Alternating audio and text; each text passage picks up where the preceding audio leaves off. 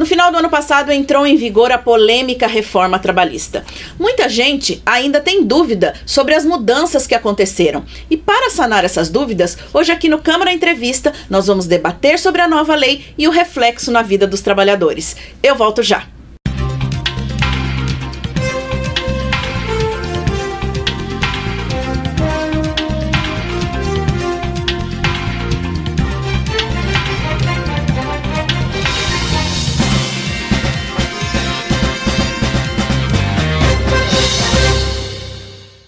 Hoje o Câmara Entrevista recebe a advogada especialista em Direito do Trabalho e Previdenciário, doutora Thaís Araújo. Muito obrigada pela sua presença.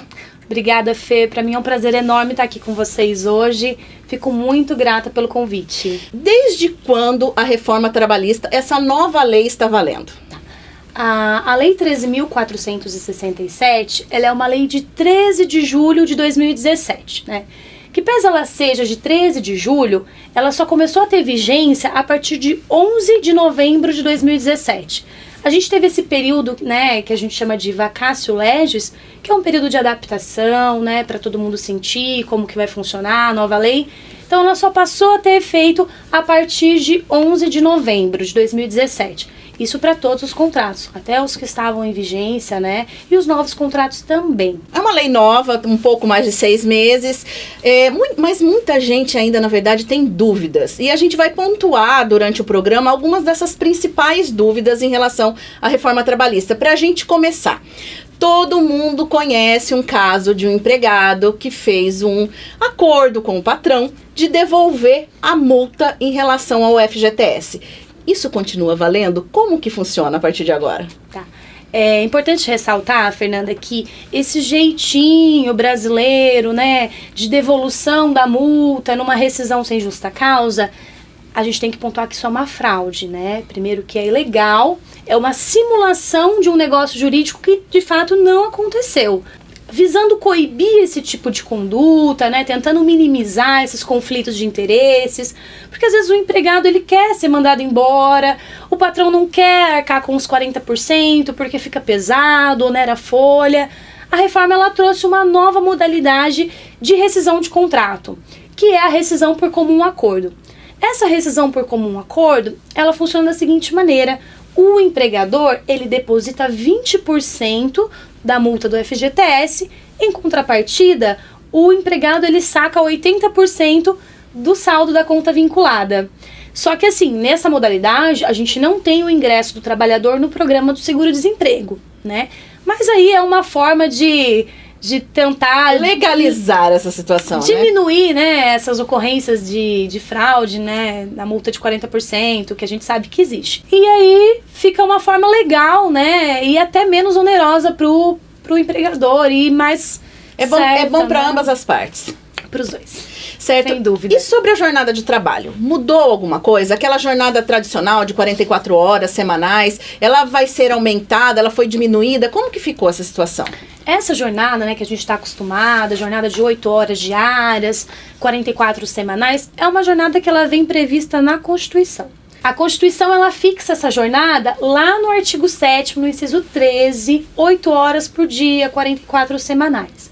Isso não foi alterado.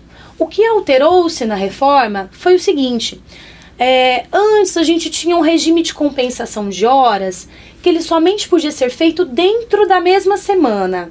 Então, a gente está acostumado, principalmente o pessoal que trabalha no escritório, às vezes trabalha 9 horas por dia para não trabalhar aos sábados. Isso é o regime de compensação de jornada. Então, você compensa, né, fica um dia a mais para não trabalhar aos sábados. Você trabalha 9, né, não trabalha 8. Então, trabalha 9 para compensar o sábado. Esse regime de compensação, ele foi alterado pela reforma. A reforma, então, ela ampliou as possibilidades do regime de compensação. Então, o que antes podia ser feito somente dentro da semana, hoje pode ser feito durante o mês. Então, o empregado ele pode elaborar 10 horas por dia, né, que são as 8 horas legais previstas na Constituição, com um acréscimo de 2 horas extras, que é o que prevê a CLT. Então, ele pode elaborar em jornada de 10 horas, desde que essas horas elas sejam compensadas, né? Então, dentro da semana ou dentro do mês. Também é um acordo. Também é um patrão e acordo, empregado. exato. A gente está aqui sempre falando, né, em concordância das partes. Sempre um acordo. Se acordado, ó, sua jornada vai ser de 10 horas hoje, 10 amanhã, mas no outro dia a gente vai ter uma redução. Isso tudo acordado previamente. E Thaís, para quem já tinha uma jornada de trabalho especial, diferenciada, muda alguma coisa? Quando a gente fala de jornada especial, Fernanda, a gente tem, assim, muitas possibilidades de jornadas. A que eu trago hoje aqui para vocês, que é a que sofreu até maior alteração, é a 12/36. Que é o que a gente está mais familiarizado, né? Pessoal da saúde, polícia. Vigilância também, né? O pessoal faz muito 12/36. Antes da reforma, ela era prevista somente em súmula, ela não era nem inserida na legislação, né? E para ter validade, ela tinha que ser acordada, né, em instrumento coletivo, ou acordo ou convenção coletiva, e hoje não mais. Hoje, com a reforma, ela foi inserida no contexto da CLT, no artigo 59A, né, que prevê essa jornada especial, porque é uma jornada especial, né? E essa jornada do 12/36, ela não precisa mais, né, ser prevista em convenção coletiva ou em lei. Ela pode ser negociada diretamente com o empregador, em acordo individual. Então a gente tem aí mais uma possibilidade que a reforma trouxe, né, de acordo entre o empregado e o patrão. Thaís, a gente tem bastante coisa para conversar ainda sobre a reforma trabalhista. Nós vamos fazer um pequeno intervalo. O Câmara Entrevista volta já.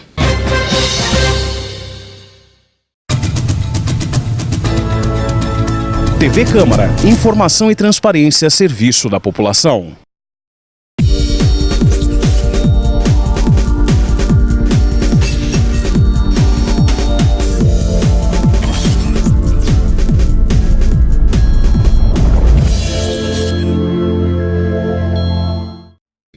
Sessão ordinária ao vivo.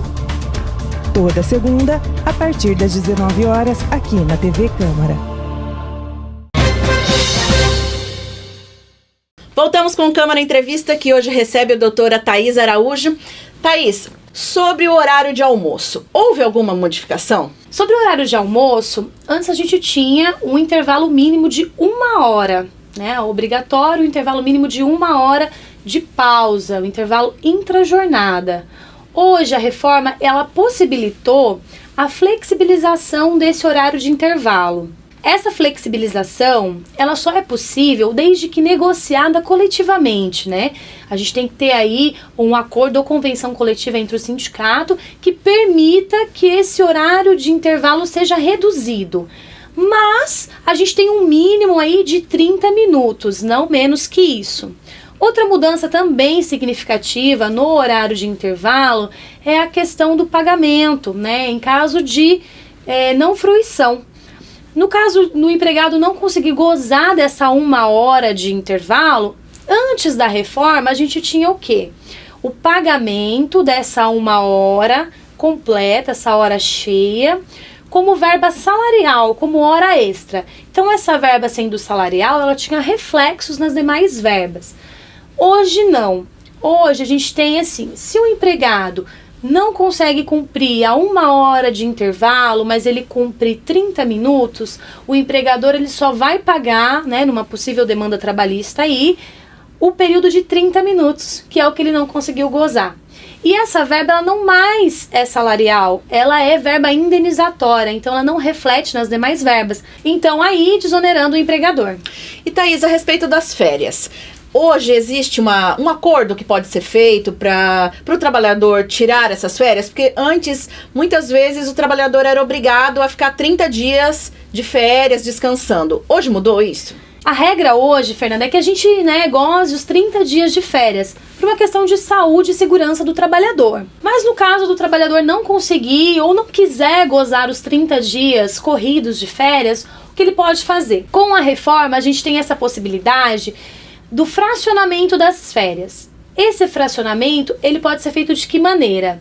Com o consentimento do empregado, ele pode fracionar as férias em até 3 períodos. De 10 dias? Não. Não? Não. Um período tem que ser obrigatoriamente de 14 dias. Um período de 14 dias e os demais períodos não inferiores a 5 dias.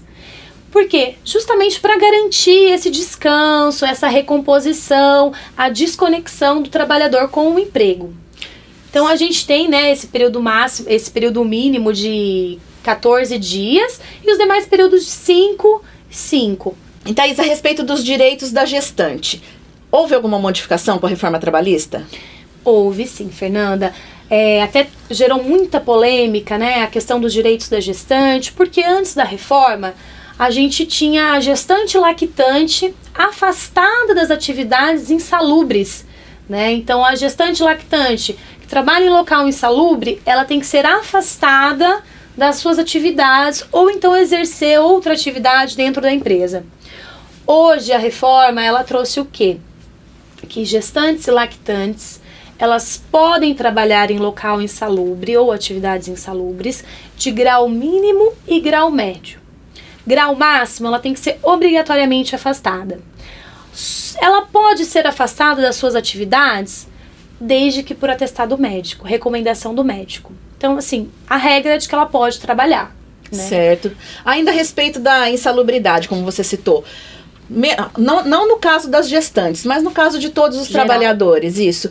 Houve alguma modificação ou continuou como era antes? A insalubridade, o pagamento que é sobre o salário mínimo, ele permanece o mesmo. Os níveis da insalubridade, que é grau mínimo, grau médio e máximo, que é 10%, 20% e 40%, eles permanecem os mesmos. O que a reforma possibilitou foi a flexibilização desses níveis, desde que acordados também coletivamente com o sindicato. Se a empresa ela tem um grau máximo de insalubridade, hoje com a reforma, ela pode negociar diretamente com o sindicato e reduzir esse grau de insalubridade.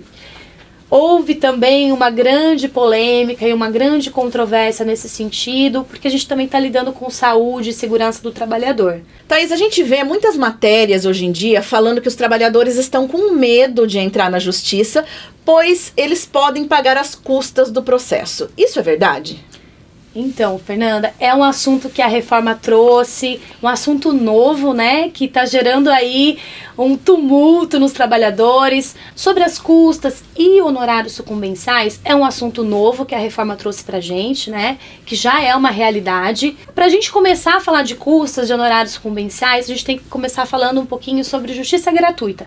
Quem tem direito, quem paga, quem não paga. Então, assim, hoje em dia, o trabalhador que recebe até 40% do teto do INSS, dos benefícios do INSS, que está girando em torno de R$ 2.300, ele é presumidamente hipossuficiente. Significa que ele não tem condições de arcar com as custas do processo. Então, a hipossuficiência dele é presumida. Se receber acima desse valor, ele tem que demonstrar em juízo que ele não tem capacidade de arcar com as custas processuais sem ter prejuízo, né, no sustento próprio. Então, se ele for beneficiário da justiça, ele não precisa pagar as custas processuais, tá? Se não for beneficiário, ele tem que pagar as custas. E vamos falar um pouquinho sobre honorários de sucumbência. Os honorários de sucumbência, eles são devidos ao advogado da outra parte quando improcedente os teus pedidos. Então, se você perdeu em algum pedido, você tem que pagar o advogado da outra parte. E como isso funciona? Quem é beneficiário da justiça gratuita paga, não paga? Então, hoje a reforma nos trouxe que, mesmo o beneficiário da justiça gratuita, se improcedente os pedidos, o trabalhador deve arcar com os honorários de sucumbência da parte contrária. Se ele tiver crédito para receber no processo, esses honorários eles são abatidos. Se ele tiver outro processo em andamento, ele também pode ser abatido de outro processo. Então, se o trabalhador ele não tem crédito suficiente dentro do processo ou em outro processo, esses honorários de sucumbência eles ficam suspensos por um período de 2 anos, que é para saber se mudou a situação econômica, porque às vezes o trabalhador pode mudar de situação econômica, então esses honorários eles são exigíveis até nesse prazo de 2 anos. Aí no prazo de 2 anos não são mais exigíveis. E Thaís, a reforma trabalhista ela é definitiva? Pode mudar alguma coisa ainda ou não? Ela teve uma regulamentação, né, pela medida provisória 808, que mudou diversos artigos, né, da redação original. Entretanto, essa medida provisória ela não foi aprovada pelo Congresso, ela não foi convertida em lei e ela caiu. Então, retornou à redação original da reforma. Então, como já houve essa regulamentação, a reforma ela é uma lei, né? Então, ela é passível de regulamentação, ela é definitiva por enquanto. A gente não sabe aí se vai ter outra regulamentação, pode vir medida provisória novamente, editando um ou outro artigo, né? Mas até segunda ordem ela é definitiva sim. Thaís, você que trabalha na área, você notou alguma mudança no comportamento do trabalhador depois da reforma trabalhista? Eu notei sim uma mudança no comportamento dos trabalhadores. Eles estão mais cautelosos, né, na promoção de ações trabalhistas, estão mais informados também. A reforma trabalhista ela veio aí, né, sendo veiculada nas mídias, nas redes sociais e informou muito a população, né, acerca dos direitos. Então eu sinto que eles estão mais cautelosos, principalmente quanto à questão das custas processuais e honorários. O medo de entrar com o processo e ter que pagar o advogado da parte contrária, né? Isso acabou diminuindo muito o número de ações. Isso é uma questão muito relevante até para nós advogados, né? Tá certo, Thaís. Eu agradeço muito a sua presença aqui no Câmara Entrevista. Esse espaço está aberto para você, para a gente conversar sobre outros assuntos. Muito obrigada. Eu que agradeço, Fernanda, a participação. Agradeço pelo convite, fico honrada e me coloco à disposição. Obrigada. O Câmara Entrevista termina aqui. Até o próximo programa.